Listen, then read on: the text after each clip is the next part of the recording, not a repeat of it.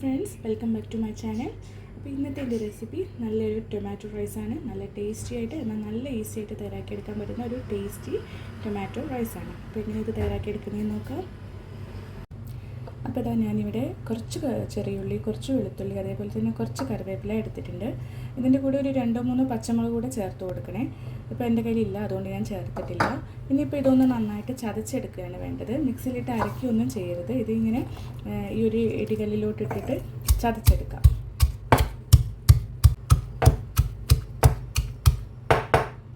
അപ്പോൾ അതാ നന്നായിട്ട് ഇവിടെ ചതച്ചെടുത്തിട്ടുണ്ട്. ഇനിയിപ്പോൾ ബാക്കിയുള്ള കാര്യങ്ങൾ ചെയ്യാം. അപ്പോൾ ഇവിടെ നന്നായിട്ട് പഴുത്തിട്ടുള്ള 2 തക്കാളിയാണ് ഞാൻ എടുത്തിട്ടുള്ളത്. ഇനി ഈ തക്കാളി ഇതുപോലെ നന്നായിട്ടൊന്ന് സ്ക്യൂസ് ചെയ്ത് കൊടുക്കാം. കട്ട് ചെയ്തെടുക്കേണ്ട ആവശ്യമില്ല, ഇതുപോലെ ഇങ്ങനെ നന്നായിട്ടൊന്ന് സ്ക്യൂസ് ചെയ്ത് കൊടുത്താൽ മതി.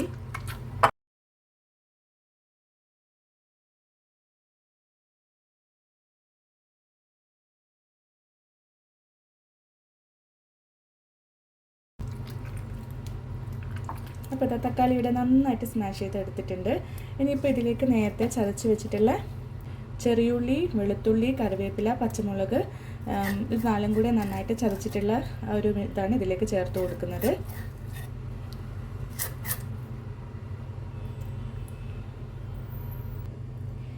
ഇനിയിപ്പോൾ ഇതിലേക്ക് കുറച്ച് മഞ്ഞൾപ്പൊടി ചേർത്ത് കൊടുക്കാം. അതേപോലെ തന്നെ ഒരു 2 ടീസ്പൂൺ മുളക് പൊടി ചേർത്ത് കൊടുക്കാം. ഇതൊട്ടും തന്നെ എരിവില്ലാത്ത മുളക് പൊടിയാണ്, അതുകൊണ്ടാണ് 2 ടീസ്പൂൺ 2 ടേബിൾ സ്പൂണൊക്കെ എടുക്കാൻ പറ്റുന്നത്. നല്ല എരിവുള്ളതാണെങ്കിൽ 1 ടേബിൾ സ്പൂൺ ചേർത്ത് കൊടുത്താൽ മതി കേട്ടോ. ഇനിയിപ്പോൾ ഇത് ആവശ്യത്തിനുള്ള ഉപ്പ് ചേർത്ത് കൊടുക്കാം. ചോറ് ഉപ്പിടാതെ വേവിച്ചിട്ടുള്ളതാണ്, അതുകൊണ്ട് തന്നെ ആ ചോറിനോടുള്ള ഉപ്പ് ഇതിലേക്ക് ചേർത്ത് കൊടുക്കാം. ഇനി വീണ്ടും ഇതൊന്ന് നന്നായിട്ട് മിക്സ് ചെയ്തെടുക്കണം. അപ്പോൾ ഇതാണ് ഇതിൻ്റെ ഫസ്റ്റ് സ്റ്റെപ്പ്. തക്കാളി ചോറ് ഉണ്ടാക്കുന്നതിൻ്റെ ഫസ്റ്റ് സ്റ്റെപ്പ് ഇതാണ്. നല്ല ഈസിയാണ്, അധികം പണിയൊന്നുമില്ല. അപ്പോൾ ഇനി അടുത്തത് എന്താ ചെയ്യുന്നതെന്ന് നോക്കാം. അപ്പോൾ ഞാനിവിടെ ഒരു പാത്രം അടുപ്പത്തോട്ട് വെച്ചിട്ട് ചൂടാക്കി എടുത്തിട്ടുണ്ട്. ഇനി ഇതിലേക്ക് നമുക്ക് കുറച്ച് വെളിച്ചെണ്ണ ചേർത്ത് കൊടുക്കാം. വെളിച്ചെണ്ണ അല്ലെങ്കിൽ ഓയിൽ, നല്ലെണ്ണ, ഇതൊക്കെ നമ്മളുടെ ടേസ്റ്റിനനുസരിച്ചിട്ട് നമുക്ക് മാറ്റിയെടുക്കാവുന്നതാണ്. കുറച്ച് ഏറെ തന്നെ വെളിച്ചെണ്ണ ചേർത്ത് കൊടുക്കുന്നുണ്ട്, കാരണം ചോറൊക്കെ മിക്സ് ചെയ്തെടുക്കാനുള്ളതാണല്ലോ. ഒരു 4 ടേബിൾ സ്പൂൺ വെളിച്ചെണ്ണയോളം ഞാനിവിടെ ചേർത്ത് കൊടുത്തിട്ടുണ്ട്.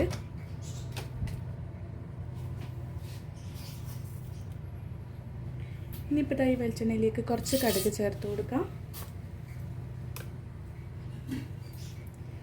അതേപോലെ തന്നെ കുറച്ച് ഉഴുന്നും കുറച്ച് വറ്റൽമുളകും കൂടെ ഇതിൻ്റെ കൂടെ ചേർത്ത് കൊടുക്കാം. അപ്പോൾ കടുകും ഉഴുന്നും എല്ലാം നന്നായിട്ട് പൊട്ടി വന്നിട്ടുണ്ട്. ഇനിയിപ്പോൾ ഇതിലേക്ക് നേരത്തെ നമ്മൾ മിക്സ് ചെയ്ത് വെച്ചിട്ടുള്ള തക്കാളിയുടെ ആ ഒരു മിശ്രിതം ചേർത്ത് കൊടുക്കാം. ഇനി ഇത് നന്നായിട്ട് വഴറ്റിയെടുക്കണം. എണ്ണ തെളിയുന്നത് വരെ ഇത് നന്നായിട്ട് വഴറ്റിയെടുക്കണം.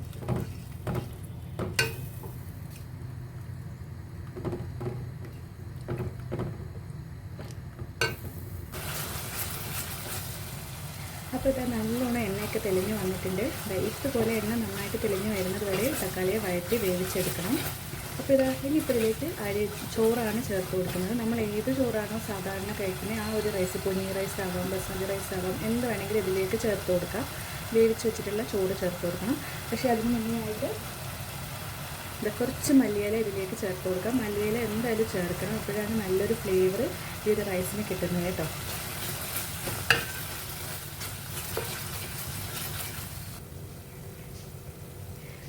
റൈസ് ചേർത്ത് കൊടുക്കുകയാണ്. ഞാനിപ്പോൾ ബസ്മതി റൈസാണ് എടുക്കുന്നത്.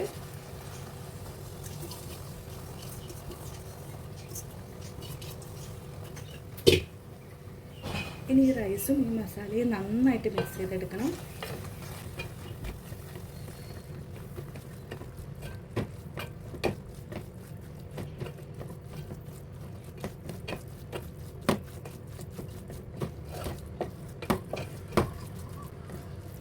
അപ്പോൾ നന്നായിട്ട് മിക്സ് ചെയ്തെടുത്തതിന് ശേഷം ഇത് നമുക്കൊരു 2 മിനിറ്റ് ഇതുപോലെ തന്നെ ഒന്ന് അടച്ചു വെക്കാം.